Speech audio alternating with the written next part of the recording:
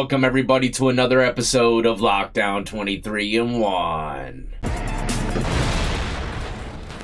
That's right, today I got two treacherous stories speaking on gangs in prison. To be more specific, the Bloods. And when I was doing time, it didn't matter what cell block or facility I touched down at. The Bloods usually had the numbers. I've even had a few cellmates that were running with that organization. I've seen them discipline their own people right in front of my eyes. But it wasn't just the Bloods doing that. It was other organizations, cleaning house. If you mess up, you're going to have to pay the consequences. Every group has their own set of rules and regulations. But today's story is going to show that some rules in these organizations, they take it very serious. And if you break them, chances are you could get killed by your own people. So let's get into it, ladies and gentlemen. If you're new to the channel and enjoy all things lockup and crime related, then this is where you want to be. Hit that like, subscribe, notification bell before you leave, and check out my playlist with many more videos for you to start watching today. Now, the first story is coming from Hancock State Prison in Georgia. And everything that takes place in this story happened, I believe, in 2022. But just recently, all the details have came out because the court process is over. The article begins saying that the Georgia Supreme Court rejected an inmate's effort to reverse his murder conviction. So yes, someone in this story is gonna die. And like I said in the intro, it's because he ended up breaking a rule. What could that rule have been? We're going to get there in 1 second. It says Deontay Thompson, a member of the sex, money, murder sect of the East Coast Blood Gang, was convicted of killing inmate Bobby Ricks, who happened to be one of his fellow gang members. Prosecutors believe Ricks was ensnared in a dispute between him and his own gang that ultimately led to his brutal stabbing by 4 fellow gang members. Now, Ricks, the one that's about to be attacked, was taking a shower at the time. He was probably relaxing like I like to do in the shower. Had no idea that 4 of his fellow gang members was going to roll up and try to kill him ass naked. It says the 4 went up to Ricks while he's in the shower. He fought his way out of the shower stall and ran away naked and bleeding. With 4 inmates chasing him, he fell to the ground. As Ricks hit the ground and laid there, the 4 inmates stabbed him repeatedly with sharp metal objects. Imagine laying on the ground in prison, knowing that all these guys are there to stab you up. There's no way of defending or deflecting any of it. You just gotta sit there and wait for the ride to be over. Hopefully you're still breathing. Scary stuff, right? Let this be a warning for anybody part of an organization. You better follow all the rules and regulations. The medical examiner testified in the courts that Rick was stabbed 11 times with injuries to his back, ribs, liver, and right kidney.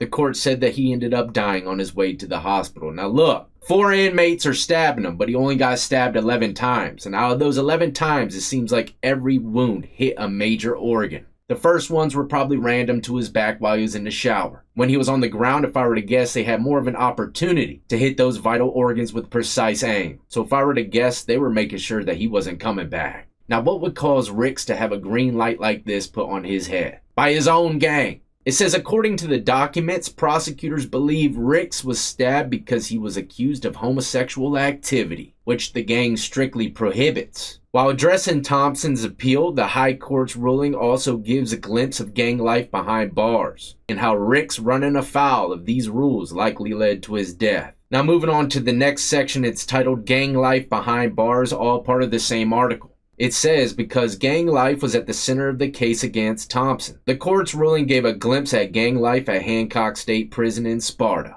When incarcerated, gang affiliation is not left at the door. As a matter of fact, there was a correctional officer at Hancock State Prison whose job was to track street gang activity at the prison. And this is normal. They call them gang units. I don't know why they're making it sound like this is something brand new. But one of the witnesses said in court that there are 3 sects of the East Coast Bloods gangs within the prison. Sex, Money, Murder, G-Shine, and 9 Trey. There was also the Inglewood Family Gasher. It was a sect from West Coast Bloods that also had a presence in the prison. And that just confirms things that I've told y'all throughout time that, these West Coast cats, they do get locked up out in the East sometimes. And I promise if there were a Blood or Crip in California, they're probably more than likely going to be running things in the East Coast. Not to mention almost all them gang members are probably going to really look up to him. Because he's from the motherland, as many would say. But in the H1 block where the stabbing of Ricks happened, the officer said all 4 people involved were sex, money, murder members. The officer explained that the Bloods live by various rules, including a strict prohibition in homosexuality. The officer also explained that if a Blood gang member violates one of the rules, a hit is placed on him, and that person is called a dub.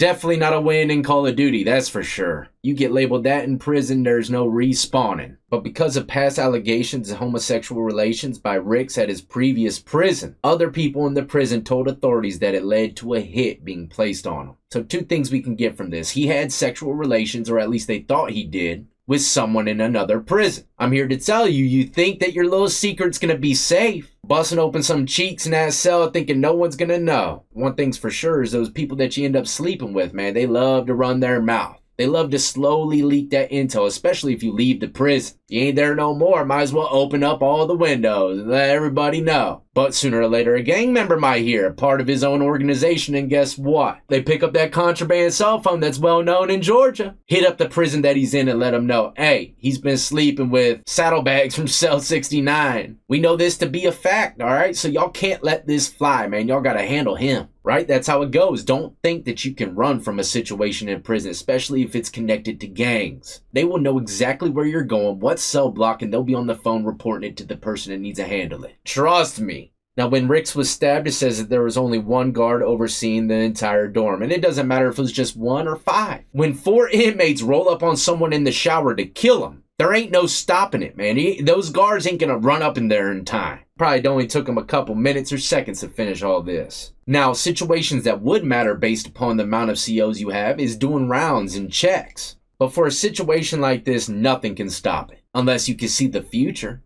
Now moving on to the next story coming from Maryland. And the inmate that lost his life in this story wasn't because he broke any rules. He wasn't even a gang member. But the gang that attacked him has specific rules in place that led to his death. So let's get into it. It says, a Baltimore man entered an Alford plea on Monday to second-degree murder in the gang-related death of a Hagerstown man found dead in his cell at the Maryland Correctional Training Center. Christopher Dorsey, 36, was found beaten and bound in his cell. Now, the 2 people that ended up attacking this individual was Alexander, 32, and Johnson, 26, who remained held without bond at the Washington County Detention Center. But the prosecution said if the case were to have gone to trial, she would have presented witnesses and evidence that Johnson recently joined the Bloods gang, and to show his allegiance, he was to rob someone in the prison with Alexander, another Bloods member, as his backup. And that's typically what happens in gangs. When they got a little mission to do, they'll usually take 2 or 3. 3 people on one usually makes that objective accomplishable pretty quick. But it says the 2 initially had a different target in mind, but the mark was a member of a rival gang. So the 2 inmates switched to robbing Dorsey. Now, being a part of a gang can be very dangerous, but this goes to show you how it could save you sometimes. Just because that guy that they planned to rob was a part of a different gang, they said no because they don't want to start no gang war behind a simple robbery. So they're going to go after the one with the least amount of kickback behind it. They ended up switching and robbing Dorsey. Dorsey had his own cell, so there wouldn't be a cellmate to fight. Plus, he was well known to have a number of items in his cell through the commissary. Among the items investigators found missing from Dorsey's cell was a TV remote, and an Xbox, ladies and gentlemen. Look, I've interviewed people that's done time in Maryland, and they all said that you can get a PlayStation and an Xbox off commissary, which absolutely blows my mind. If there's anybody that's done time in a state that allows these type of systems in there, let me know in the comments section below. The prosecution tells the court that the correctional officers began a cell-to-cell search in Housing Unit 5 after a shop teacher overheard inmates in his class talking about a body in the housing unit. Like I say all the time, little birdies are gonna chirp. You think inmates are gonna keep their mouths shut about a dead body in the cell block? Come on, man, they don't want to be living around that. You know they're gonna be dropping dime. MCTC, which is short for Maryland Correctional Training Center, is a minimum medium pre-release facility that offers various vocational programs to help inmates adjust to life after they're released, according to the Maryland Department of Public Safety. Dorsey was found between 2:30 and 2:45 p.m. His face was down in his cell floor, with his ankles bound and completely unresponsive. Correctional officers and medical personnel from the prison attempted life-saving measures for about 45 minutes until emergency medical technicians arrived and determined Dorsey could not be resuscitated. But why did they kill him, ladies and gentlemen? Check this out. A motive was determined through interviews with other inmates and a tipster sharing a note with investigators. Dorsey's commissary records indicated that he should have had quite a bit of property in his cell. A TV remote was found, but not the TV or Xbox. What happened to those? Why weren't they in the other person's cell? Probably because they sold them almost immediately or handed the stuff over to one of their homies in a different housing unit. Usually when you go to challenge some prisons, multiple housing units are released and you can hand things off to these inmates during that time. Take it from one building to the other. And that's normal stuff that happens every single day in prison. But an inmate told investigators he saw Alexander dragging a pillowcase or laundry bag out of Dorsey's cell that was so heavy he couldn't pick it up. Dorsey's cell was on the upper floor of the far end of the tier, opposite from where the correctional officer sits,